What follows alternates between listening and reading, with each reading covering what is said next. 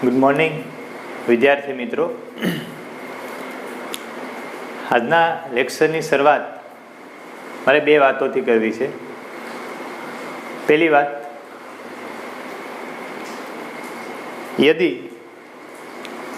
आप उस इंसान की शोध में है जो आपकी ज़िंदगी बदल सकते हैं, तो एक बार आईने के सामने खड़े रहना.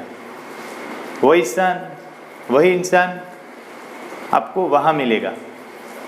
समझ गए होंगे आप मैं क्या बताने की कोशिश कर रहा हूँ. दूसरी बात,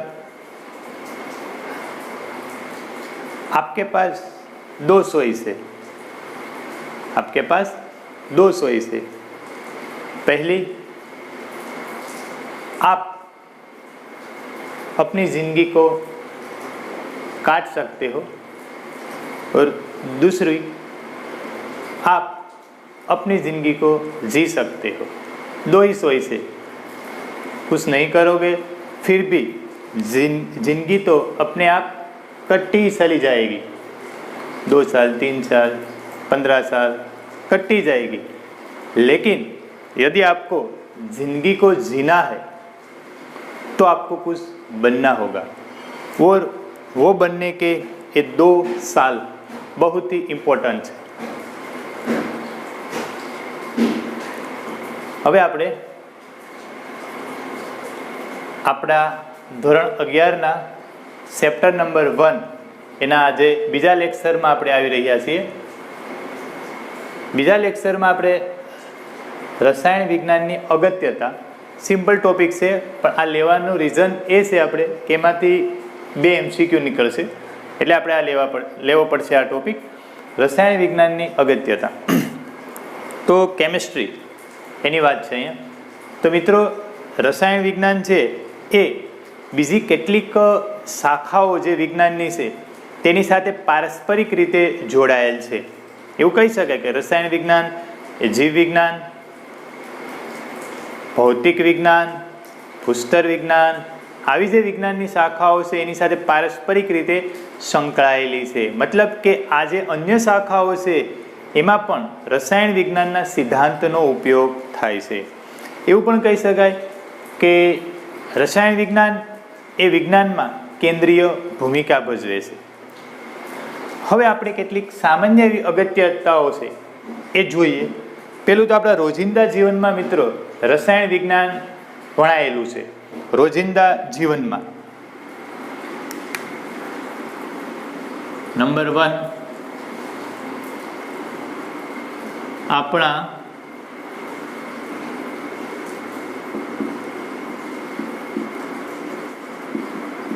રોજિંદા જીવનમાં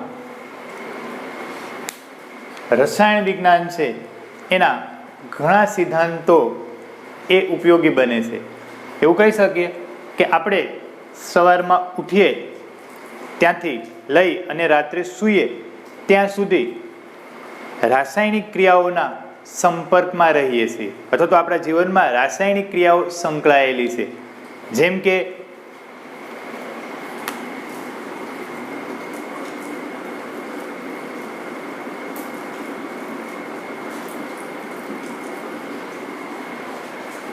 કે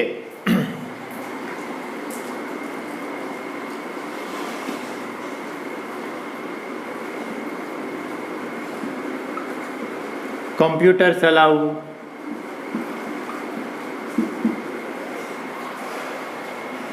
મગજની કાર્યશૈલી,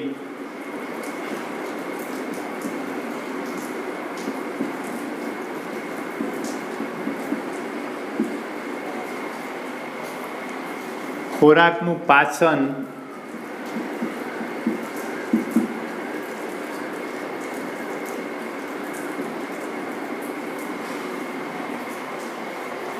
આ બધી જે ઘટનાઓ છે એ આપણા રોજિંદા જીવનમાં થાય છે. વાતાવરણની તવાહો, બરાબર,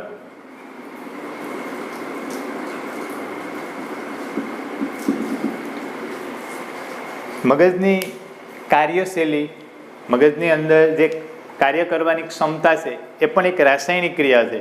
કમ્પ્યુટરનું ચલાવવું, ખોરાકનું પાચન થાય બોડીની અંદર, એ જૈવ રાસાયણિક ક્રિયા છે. તો આવી રીતે આપણા રોજિંદા જીવનમાં આ બધી જે ક્રિયાઓ છે એ વણાયેલી છે. બરાબર. બીજું આપણે એવું કહી શકીએ મિત્રો કે જે રાસાયણિક ઉદ્યોગો છે, એ આપણી જે રાષ્ટ્રીય અર્થવ્યવસ્થા છે એ જાળવવામાં ખૂબ જ અગત્યતા ધરાવે છે. આ રીતે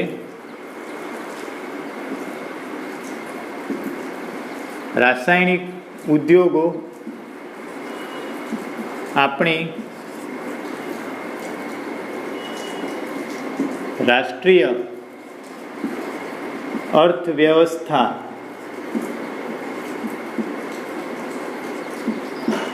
જાળવવામાં મોટો ફાળો આપે છે.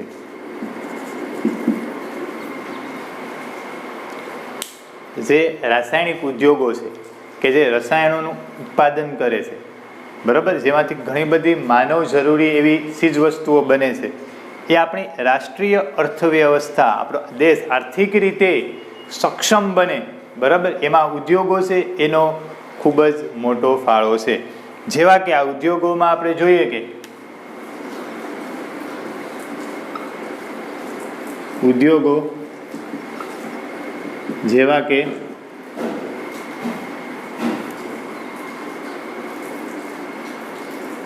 એસિડ, બેઝ, ક્ષારો, ડિટર્જન્ટ, સાબુ, ઔષધો, રંગકો, ખાતરો તેમજ કાર્બનિક અને અકાર્બનિક રસાયણો જેવા પદાર્થનું ઉત્પાદન કરતા આવા જે ઉદ્યોગો છે, એસિડ બનાવે, બેઝ, ક્ષાર બનાવે, ડિટર્જન્ટ છે, સાબુ છે, જુદા જુદા ઔષધો છે, ડ્રગ્સ, ડાઈઝ, રંગકો છે, જે આપણે કલરફુલ જે આપણી દુનિયા દેખાય છે, કપડા ઉપર અત્યારે રંગ છે, બરાબર, કોઈ ખાવાલાયક વસ્તુ છે એ પણ રંગબેરંગી હોય છે, તો એમાં બધા રંગકો હોય છે, બરાબર. ખાતર છે, કાર્બનિક અને અકાર્બનિક રસાયણો છે, આવા તો અનેક પદાર્થો છે એ રાસાયણિક ઉદ્યોગો છે એ એનું સંશ્લેષણ કરે છે, બરાબર, અને માનવ જીવન છે એને સરળ બનાવે છે. તો એટલે આપણે કહી શકીએ કે રાસાયણિક ઉદ્યોગો આપણી રાષ્ટ્રીય અર્થવ્યવસ્થા જાળવવામાં મોટો ફાળો આપે છે, બરાબર. ત્રીજું આપણે અહીંયા એ કહી શકીએ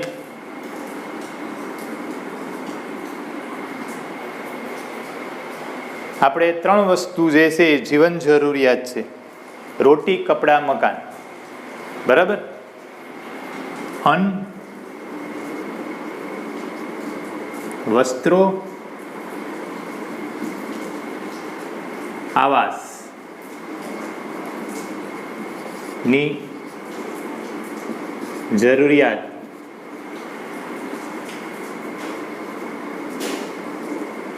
સંતોષવામાં રોટી, કપડાં, મકાન, અન્ન, વસ્ત્રો, આવાસની જરૂરિયાત સંતોષવામાં પણ જે રસાયણ વિજ્ઞાન છે એનો મોટો ફાળો છે, બરાબર.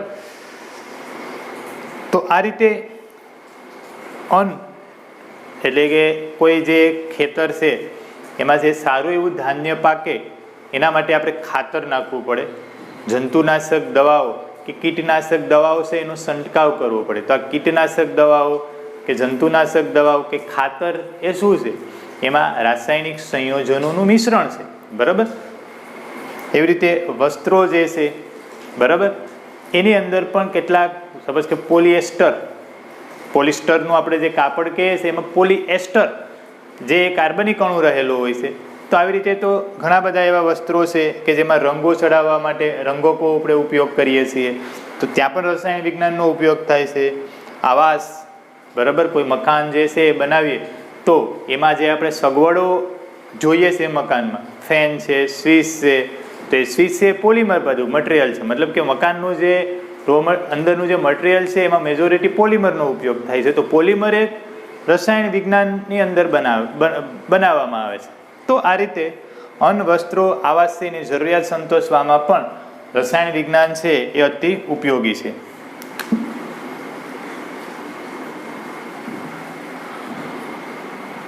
આગળ, માનવ જીવન બચાવવા માટે પણ રસાયણ વિજ્ઞાન એટલું જ ઉપયોગી છે. માનવ જીવન બચાવવા માટે પણ રસાયણ વિજ્ઞાન છે એ અતિ જરૂરી છે. જેમ કે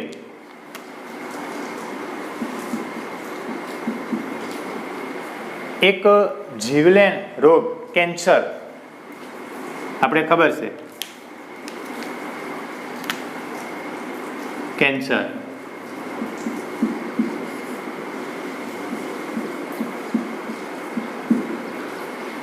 તો જે કેન્સર જે છે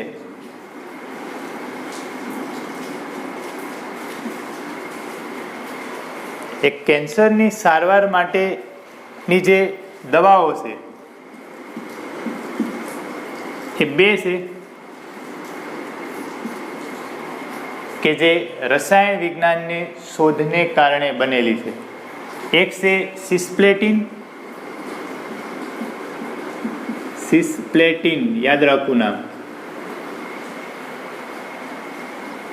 અને એક છે ટેક્સોલ, બરાબર. આ MCQમાં આવી શકે તમને. કેન્સરની સારવાર માટેની બે અગત્યની દવાઓ છે, સિસ્પ્લેટિન અને ટેક્સોલ. આ બે દવાઓ આપવામાં આવે છે કેન્સરના દર્દીઓને. તો આ જે છે એ ઘણા રસાયણો જે છે, બરાબર, એમાંથી બનાવવામાં આવી છે.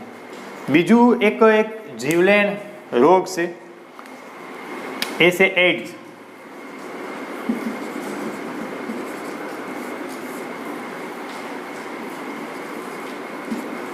જે એડ્સ છે એની સારવાર માટે જે દવા યુઝ કરીએ છીએ તે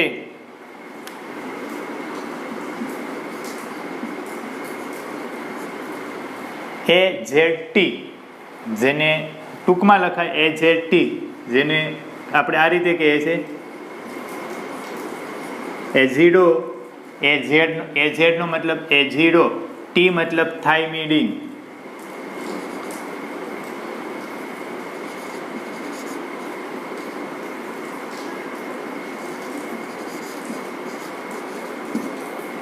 એઝિડો થાઇમિડિન આ એડ્સની સારવાર માટે વપરાતી દવા છે.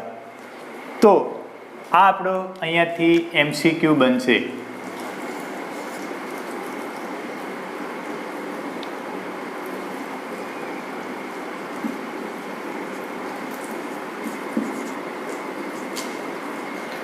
MCQ, કેન્સરની સારવાર અને એડ્સની સારવાર માટે વપરાતી દવાઓ કઈ છે યાદ રાખવી, બરાબર. હવે આગળ નંબર 5 ઉપર જઈએ. જે રસાયણ વિજ્ઞાન છે ની અથવા તો રાસાયણિક જે શાખા છે એનો ઉપયોગ ખાતરો, જંતુનાશકો કે કીટનાશકો ના ઉત્પાદનમાં પણ રસાયણોનો જ ઉપયોગ કરવામાં આવે છે, બરાબર. કે આપણો દેશ છે એ વસ્તીની દ્રષ્ટિએ ખૂબ જ વિશાળ છે. તો 130 કરોડની આપણી જે જનતા છે એને આપણે ખોરાક પહોંચાડવો હશે, ખોરાક, તો આપણું જે ખેતીમાં જે ઉત્પાદન છે, બરાબર, એ ખૂબ જ વિશાળ માત્રામાં થવું જોઈએ. અને એના માટે આ બધા જરૂરી છે. ઉચ્ચ ગુણવત્તા ધરાવતું ખાતર, જંતુનાશકો, કીટનાશકો એનો ઉપયોગ કરશું આપણે, તો આપણે ઉત્પાદન છે એ વધુ થશે અને આપણી જે અન્નની જે સમસ્યા છે, બરાબર, એનું નિવારણ કરી શકીએ. તો એમાં પણ આ રસાયણ વિજ્ઞાન જે છે એ ઉપયોગિતા ધરાવે છે, એવું કહી શકાય.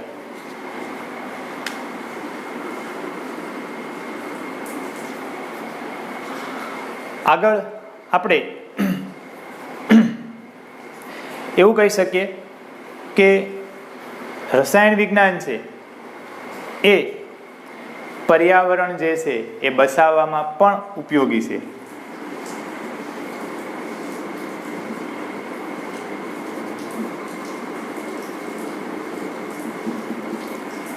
ગ્રીન કેમેસ્ટ્રી જેને આપણે કહીએ છીએ, બરાબર. તો પર્યાવરણ બચાવવામાં પણ રસાયણ વિજ્ઞાન છે એ ઉપયોગી છે. કઈ રીતે જોઈએ આગળ અહીંયા?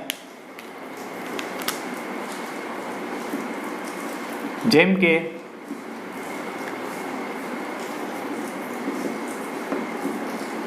રેફ્રિજરેટર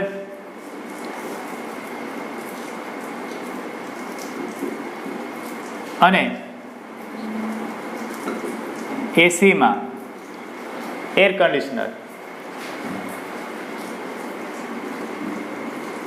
વપરાતો ક્લોરોફ્લોરોકાર્બન્સ, ક્લોરોફ્લોરોકાર્બન્સ જે ઓઝોન સ્તરનું ક્ષયન કરે છે. જે રેફ્રિજરેટર અને જે એસી છે, બરાબર, જેનું કામ કુલિંગનું છે, તો એમાં એક ગેસ વપરાય છે, એક વાયુ વપરાય છે, ક્લોરોફ્લોરોકાર્બન્સ. હવે આ વાયુ રેફ્રિજરેટર અને એસીમાંથી બહાર નીકળી અને વાતાવરણમાં 16 કિલોમીટર, અંદાજિત 16 કિલોમીટર ઉપર આવેલું જે ઓઝોનનું સ્તર છે એનું ક્ષયન કરે છે, બરાબર. એટલે કે ઓઝોનના સ્તરમાં ગાબડા પાડે છે, એવું કહી શકાય ટૂંકમાં, બરાબર, સાદી ભાષામાં. જેને કારણે સૂર્યના કિરણો છે, અલ્ટ્રાવાયોલેટ કિરણો જે છે એ પૃથ્વીની સપાટી ઉપર આવે તો નુકસાન થાય. તો આ એક પર્યાવરણીય સમસ્યા થઈ, વાતાવરણમાં એક સમસ્યા ઉત્પન્ન થઈ. એનું નિવારણ કરવા રસાયણ વૈજ્ઞાનિકોએ ક્લોરોફ્લોરોકાર્બન્સની જગ્યાએ બીજો એક એવો વાયુ બનાવ્યો કે જે પર્યાવરણનો મિત્ર છે. ઓઝોન સ્તરનું ક્ષયન ખૂબ જ ઓછું કરે છે, પર્યાવરણમાં પ્રદૂષણ ખૂબ જ ઓછું ફેલાવે છે. તો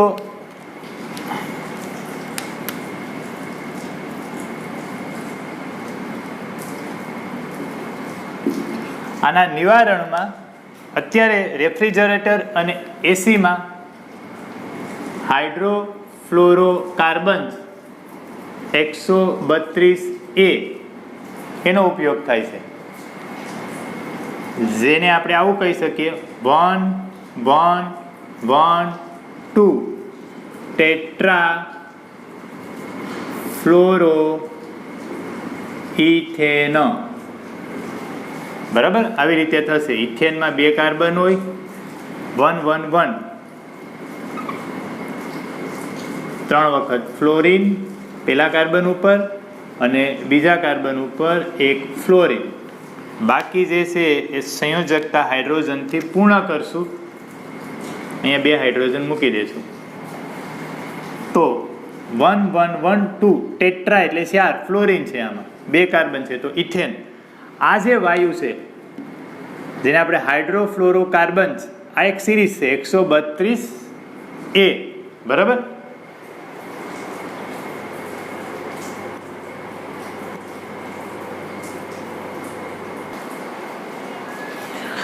તો આ રીતે અહીંયા અહીંયા 137A 132A નહીં 137A હાઇડ્રોફ્લોરોકાર્બન 137A એ